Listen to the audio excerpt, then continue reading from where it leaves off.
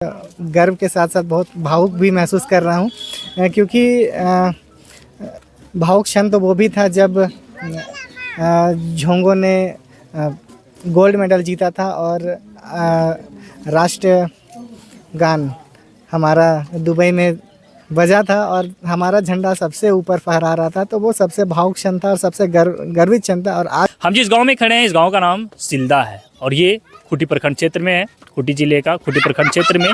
तो इस गांव का, इस टूटे फूटे मकान का रहने वाला झोंगो पाहन, जो कि खुद तो दिव्यांग है, लेकिन दिव्यांग होने के अलावे उनका हौसला दिव्यांग नहीं हो पाया और उन्होंने हौसले से इस तरह से अपने आने वाली चुनौतियों को परास्त किया कि आज वो अंतर्राष्ट्रीय स्तर पर अपनी पहचान बनाने में सफल रहे। और इस पहचान बनाने के पीछे कहीं ना कहीं उनके कोच जो है, उनकी एक प्रमुख भूमिका रही।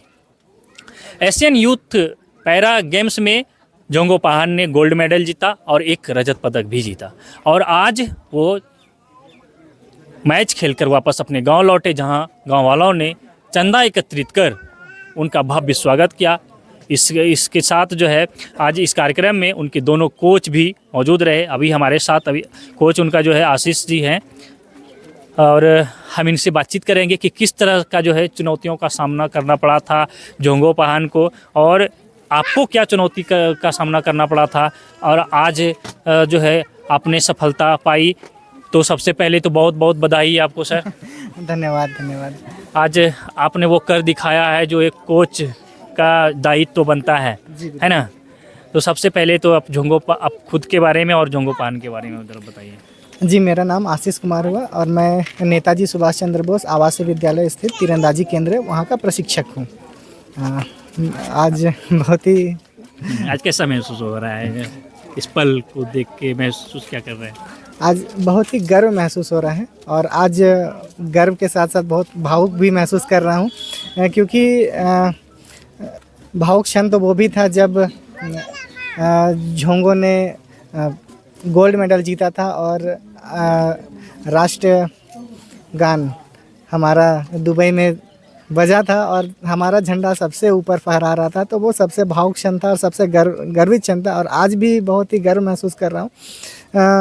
ग्रामीणों ने, यहाँ के स्थानीय लोगों ने आमंत्रित किया।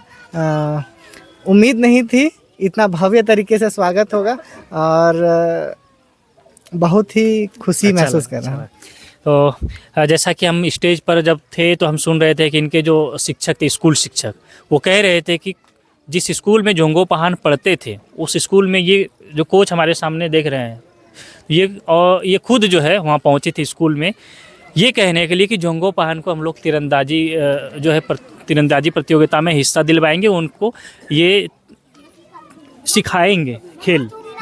तो उस समय आपके मन में क्या आया था? क्या कि सिखाने में खर्च भी तो होता है। जी बिल्कुल।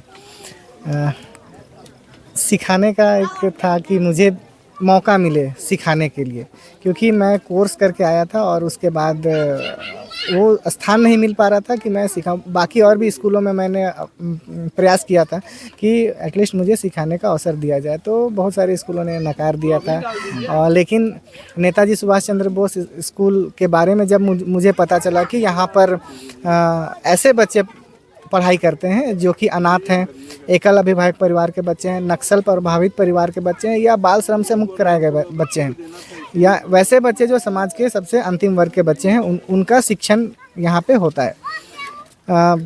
बस उसी दिन मैंने ठाना कि नहीं, सिखाना है यहाँ पे, चाहे कुछ हो ना हो। जो 2 घंटे जो समय जो हम लोग ऐसे ही वेस्ट हो जाता है, तो उस 2 घंटे को यूटिलाइज हमने नेताजी सुभाष चंद्र बोस आवासीय विद्यालय में किया। मैडम वहाँ की जो वार्डन है और बाकी शिक्षकों का अनुमति लेना भी ज़रूरी है कि उन्होंने प्रोत्साहित किया कि नहीं, आप यहाँ पे सिखाओ। तो 2023 में हमने 30 बच्चों के साथ में वहाँ पे प्रशिक्षण देना शुरू किया और कई ऐसे बच्चे हैं जो राज्य और राष्ट्र स्तर पर पदक भी जीत चुके हैं। झोंगो पहली बार पिछले के 2023 में झोंगो ने पैरा नेशनल में भाग लिया था, लेकिन कोई पदक नहीं आया था। दूसरी बार जब भाग लिया तो 2 रजत पदक जीत करके आया। तो वो हमारे लिए एक ऐसा क्षण था कि हम हौसला बढ़ा। कैसे उसको प्रमोट करें कि ये पोटेंशियल है बच्चे में, कैसे प्रमोट करें। तब जा कर के हमने धनुष का जुगाड़ किया, जो आधुनिक धनुष जो होता है उसका जुगाड़ किया और सिलेक्शन हुआ और आज ये मुकाम। राष्ट्रगान बजा। आप कह रहे थे कि कई स्कूलों ने नकार दिया, तो नकारे को सक्सेस मिला है। जी कह सकते हैं नकारे को सक्सेस मिला है। तो चलिए, हमने कोच से जानने का कोशिश कर रहा था जोंगोपान, चूँकि वो दिव्यांग है, ठीक से अपने से खड़े भी जल्दी नहीं हो पाते हैं, उनको भी सहारा का भी ज़रूरी पड़ता है। ऐसी स्थिति में कैसे आप लोगों ने उन्हें संभाला? शारीरिक रूप से तो निश्चित तौर पे वो दिव्यांग है, कई कठिनाइयों का सामना करना पड़ा, लेकिन बाकी उसके अंदर में हमने एक चीज़ देखा कि वो अपने आप को बाकियों से अलग नहीं महसूस कर रहा था और हमने भी उसे महसूस होने नहीं दिया। सामान्य बच्चों के साथ में अभ्यास करता था जोंगो और सामान्य बच्चों के साथ सामान्य रूटीन जो सामान्य बच्चों का जो रूटीन होता है उसे ही वो फॉलो कराने की कोशिश करते थे और ये फॉलो किया। निश्चित तौर पर संसाधन सीमित थे और समय के साथ मेडल आया।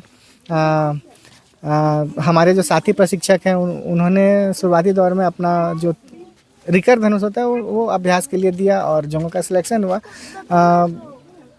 प्रशासनिक पहल हुई और जोंगो को विभाग की ओर से लगभग 4 लाख रुपए का धनुष खरीदने के लिए उपलब्ध कराया गया और ये निश्चित एक हमारे लिए जोंगो के लिए और हमारे लिए एक बहुत ही अहम समय में सहयोग मिला और स्वर्ण पदक जीते। तो इसके लिए मैं सभी का स्कूल के सभी शिक्षकों का, स्थानीय खूंटी के सभी बड़ों का जिनका आशीर्वाद था और मैं जिला प्रशासन का भी धन्यवाद करना चाहूँगा कि हर समय पे उनका सहयोग और योगदान मिला है और आगे और मिलेगा। तो निश्चित तौर पर हम बस एशियन यूथ पैरा गेम्स नहीं, ओलंपिक्स और एशियन गेम्स में भी हम लोग देश का झंडा हम लोग बुलंद करेंगे निश्चित तौर पर।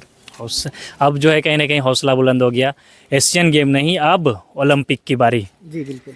तो चलिए, हमने जो है जोंगोपाहान के कोच से भी जानने का कोशिश किया कि किस तरह से आप जोंगोपाहान को तैयार किए इस खेल के लिए। जो जोंगोपाहान तैयार हो गया और आज उन्होंने देश का झंडा जाके विदेशों में लहराया। तो चलिए, फ़िलहाल जो है हम अभी जोंगोपाहान के घर पर हैं, यहीं से जो है आपको नज़ारा दिखाते हुए बातचीत कर जानकारी उपलब्ध कराने का कोशिश कर रहे थे। तो बने रहिए हमारे साथ, देखते रहिए द झार न्यूज़।